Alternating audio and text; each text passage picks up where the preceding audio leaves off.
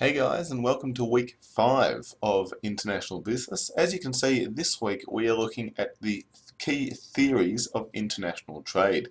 This is a really important topic, and I say that for a few reasons. Not only does it underpin a lot of what we're going to talk about throughout the rest of this semester, but it's also super important for your assessment, so it's definitely something to keep in mind there as well. It's so important, in fact, that Jimmy Eat World, the Magnificent Band, wrote a song about it. And that's definitely not photoshopped at all there, obviously. It's also interesting, or this topic is interesting, because it will be able to explain, hopefully, to you guys by the end of these videos, how an Australian firm is able to sell air, bottles of air overseas. And I'm not making this up, that is an actual, they are actual products sold by an Australian firm to many parts of the world, including China. They literally sell for $20 almost Australian bottles of air. We're going to explain how they can get away with that and why it's important to understand these types of issues as well. So with that in mind, we have a few objectives for this week. Firstly, to understand the concept of free trade and why nations trade with each other in the first place. Secondly, to review a range of different theories, both classical and contemporary, that explain the trade flows that we see between countries today.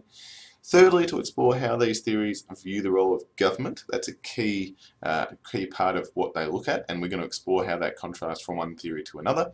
And finally, utilising these trade theories to understand international business practices today, like selling bottles of air.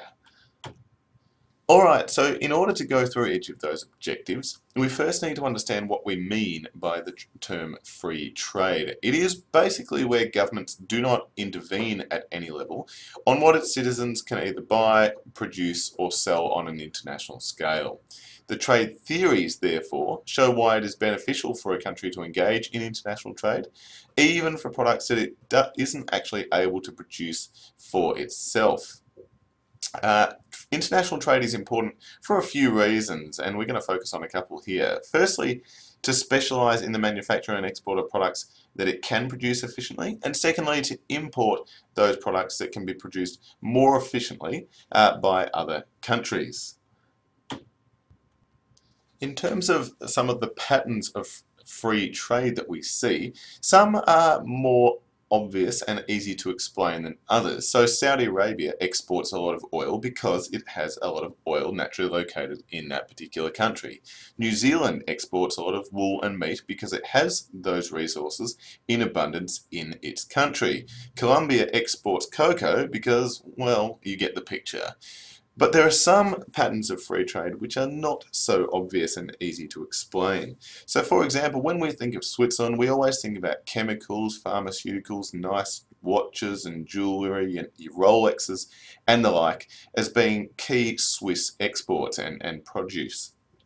On the other hand, when we think of Japan, we think about automobiles and all sorts of weird and wonderful consumer electronics and goods like things to strap to your leg when you just don't have enough time to wash your clothes, or that old toilet roll strapped to your head for when you've got a runny nose, only in Japan. But it doesn't necessarily make sense why these countries specialise in these types of products. This is where some of our key theories of international trade will come in handy in hopefully explaining to you guys why these certain countries specialise in these particular goods and services. So we're going to have a look at a few different theories of trade and investment today. As I said, some of them are more traditional, like mercantilism, absolute advantage, and comparative advantage rather.